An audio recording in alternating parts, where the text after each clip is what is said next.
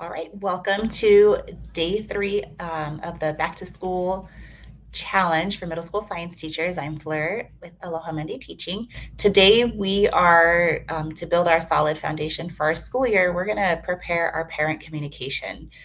So this is obviously a really important step for us to have a successful school year with our students and their families. All right, our goal for today is to prepare our parent communication so that we can build those relationships. These are the workbook pages that you will need. This comes from your Build a Solid Foundation Science Teacher Back to School Workbook for Success. So we're going to use these two pages. And if you got the teacher survival kit or any of the bundles that included it, we're going to go over the things that are in there. So here's the folder if you got the teacher survival kit. There is a Canva template, so I'll explain that in just a moment. We have a newsletter, parent communication log, and a welcome new student paper, which we have, I mentioned in the previous videos. And those are all editable PowerPoints. All right, so let's first go over why it's important to build these relationships and communicate with our parents, and how often should we be communicating. So as we know, it's really important because it helps build trust with our students' families. They are supportive um, with us in the classroom, with their students' behavior or academics and things like that. So those are the reasons. It really helps with classroom management down the line when you need to call a parent or email them. If you have this rapport with them, then they are more responsive and more supportive. And then the student is able to change their behavior and things like that. So it is also important to begin communicating with parents and families right away. So if you are like coming back to this later and you didn't do this as well as you hoped to do at the beginning of the year, just start right now, no matter what time of the school year it is. You can do this. So at the beginning of the year, if your school does some kind of meet the teacher night, use a PowerPoint to show who you are and your expectations and things like that. Or you can just do like an about me or about our class PowerPoint and send that as an email if your school does not do an event like meet the teacher. And I think you should email, I suggest, I think it's best to email at least once a week if you're able to. If not, every other week is just fine too. I know that parents really do appreciate it during parent teacher conferences and just through their emails back to me. They tell me how much they appreciate the updates from class because they know what's going on. All right. So another thing on this page in the workbook, I also mentioned sharing your philosophy of education or your mission statement. I know that was such a college thing. I don't even know if they do that in college anymore, but I'm going to share mine. I got creative with it, and I think the families really like it when I share it at Meet the Teacher. And another way you can communicate with parents besides like a weekly or biweekly newsletter or email is to send positive notes home. That's another way to build that relationship with parents, showing what their student has done well in class or if they made an improvement on a previous like email about their behavior. They love seeing that. And so I try to do that as often as I can, especially with the regular kids that you're always emailing. Parents need a positive email every now and then. So that is so, so important. All right, so let's go over this Meet the Teacher PowerPoint. First, I want to show you in the folder for the Teacher Survival Kit, you'll see this when you click on the Meet the Teacher PowerPoint in Canva. When you click on the picture, it takes you to Canva, and if you haven't used it yet, it's really cool. It's pretty easy to use once you get the hang of it, but you'll need an account. There's free accounts, there's educational accounts, and then you can edit, you can change the templates, you can change the fonts, colors, pictures, all of that stuff. It's really cool. So I decided to share a PowerPoint in Canva so you have a lot more options to edit it rather than doing it in PowerPoint. Then you can upload it, you can like, or download it as a PowerPoint or a PDF, and that way you can share it with your families. So this is to be used as an opportunity to establish the relationship with your parents or their families and the trust. You want to let parents and families know who you are. So here you've got your welcome, and then about yourself. So you can put some cool pictures of you and your family or whatever. List some list some information about yourself, how many years you've been teaching, maybe what college you went to, especially if you're in like a city or a state where there's two like rivals. That's kind of fun to mention. I'm not in my college state, so that doesn't matter, but it's kind of cool to see people do that. Anything about your family, interests, hobbies, what you love about teaching, or what you love about teaching science. So then they know a little bit about you. You can also talk about your school's expectations, um, like the rules or things like that. You can, I would describe class expectations here. So just general things that you want to make sure parents know about your class. Um, I'm going to include my agenda on my PowerPoint because ours is in Google, mine is in Google, like on a Google Doc. And so I put that in my weekly newsletter, but also just to show them how to access it, what it looks like, and things like that. When we did our classroom procedures and our teacher binders in the previous days, we have our grading policy already ready. So you can just input your information here about grades. You can also add information about missing or late work, absences, what your district or school's policies are with absences. For us, it's if you're absent one day, you get one day to make up work, 2 days, 2 days to make up work kind of thing. So you would explain those types of things on these slides.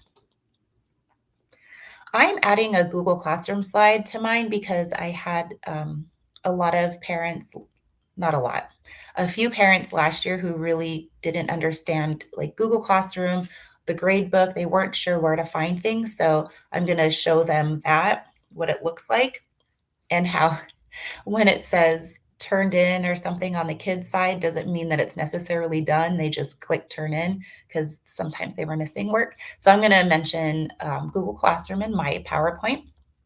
And I'll probably even do like a little video later and send it in an email so they can see it in action. Then you'll go into what they're going to do in science class. So I like to say how they're going to learn and practice science through like reading, writing, math, because the kids don't realize that there's a lot of different things we do in science. It's not just labs every single day. So I like to mention all of those things. And then I go into each quarter, or you can go into each unit. For our district, it's basically a unit a quarter. So I have a slide in this Canva template for each quarter. There's 4, but you can add more if you're doing it by topic. And then obviously a thank you slide. You'll also want to add, I didn't show it in here, but it is in that template, a like your email and your phone number and stuff and how you communicate. So for us, we have 24 hours. Our expectation is to respond within 24 hours. And so I let them know that so they know ahead of time. So that's the Meet the Teacher PowerPoint. In that PowerPoint, I also add my philosophy of education, and I want to share it with you because it's not like how we wrote it in college. And this picture that you see on the screen, that's actually what I put on my wall, and it's a reminder to me too. So I used the word aloha for my teaching philosophy. So all are welcome and cared for. Learning is a lifelong journey.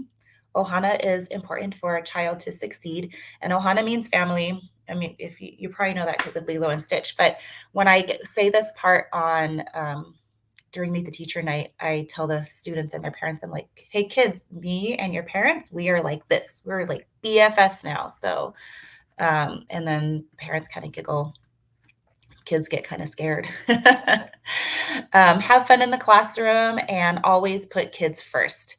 So for the always put kids first, I make a joke to the kids on Meet the Teacher night, and then they get all scared for a second, and then I tell them I'm kidding. So what I say is, I'm like, I always put kids first as long as I'm following district guidelines. I don't like, I don't break rules to put kids first, but my decisions are based on the kids where they're at. So it's more like curriculum and behavior management kind of stuff. But I tell the kids, well, so like for homework, you're going to get homework in science every single night because I always put kids first.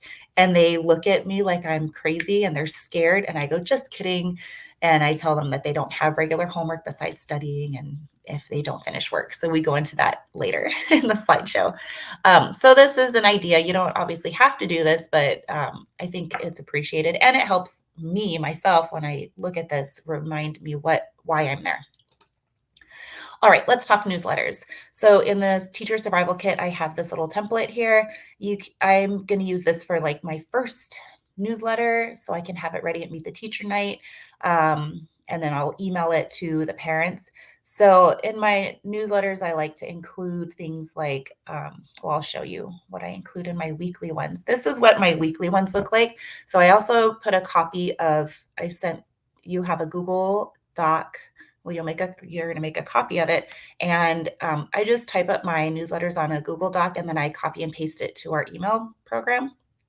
And it's just easier that way for me. So like I had mentioned in a video earlier, I like to keep it super simple because it saves so much time. So this is my template and I always greet them. I do a little like a story, whatever, at the beginning. And then I go through each little section. So I always put my agenda in the newsletters with the Google Doc link. I talk about what we're learning in class.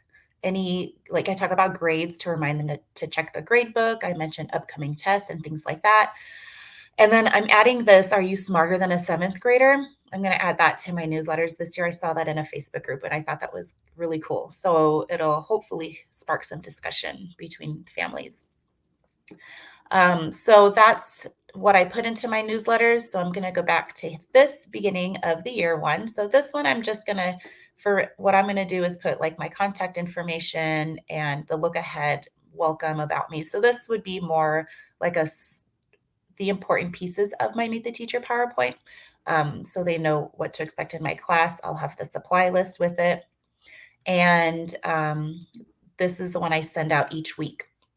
Sometimes it turns into every other week for a little bit, depending on what we're doing in class or if it's like a holiday week or something. But usually I do it every week. If you have time, you can also use Screencastify or Loom to record your screen and talk through your newsletter and then put it as an unlisted video in YouTube and email that with your newsletter. The parents think that's pretty cool too. I did that one year and they really liked my videos. And all I did was explain stuff and it was just easier because they could, I think you build more of a relationship with them because they hear your voice and they see, if you use the screen thing, they see your face. And so they kind of get to know you better. So that's an idea. If you're able to do it, it's really cool. All right, agenda. So this is what it looks like. And I have a link for you in the Teacher Survival Kit for this as well. And again, it's super simple. So it's just easy to edit and everything. What I do is just copy and paste this, and then I paste it to the top. So I have like the current week at the top. And so I'll have one for each quarter. So here's the beginning of my first quarter agenda. So this is what we're going to do. This is like literally my new schedule. So I email this to the parents every single week and I put it in Google Classroom for the students. So when they're absent, they can check it to see what they are missing.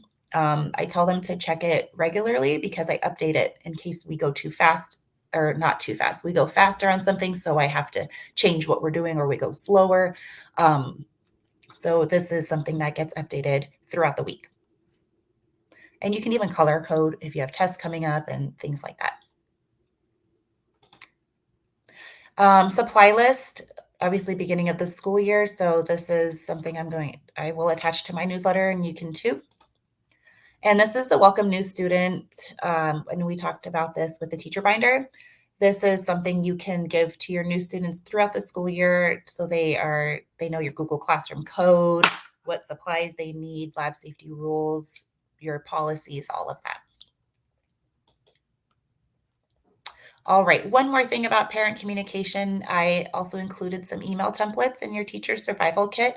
These are emails I just shared some common emails that I have sent all school year long. So having templates is going to save you so much time throughout the year when you have to email parents. And so I've got a positive email home, and then you just edit it with everything. Be sure to, obviously edit the student's name whenever you're sending an email, double check it, and then update the pronouns so that you have the correct, like he or she, um, that kind of stuff. So I've got some things like missing work, the positive email home, a behavior email, tardies, gum, movie permission, that sort of thing.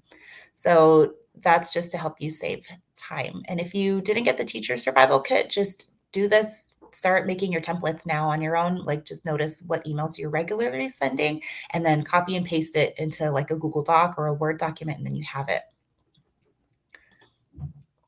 And then the parent communication log. You can keep this in your teacher binder, or if you have like another folder for parent communication, or electronically if you wish. So this is just something that is recommended, especially for students that you're emailing regularly, especially like academics or behaviors. If you're trying to, encourage like a meeting to get them evaluated, you can document with this. Okay, so parent communication, super important. So our homework is you can do whatever you decide for your homework for this one, because there's kind of a lot. Some of the stuff we already have set up from our teacher binder, which is good. And if you got the teacher survival kit, you've got a lot of your templates already set up. So your homework would be to share a slide from your Meet the Teacher PowerPoint or some of your parent communication ideas. So you'll share that on the Facebook group. And by the end of this part of the challenge, you will have your parent communication all prepared so that you can start building those important, supportive relationships. And remember, it's a two-way thing. I tell parents, like, I am a part of your village right now. It takes a village to raise a child. So, and that is day 3.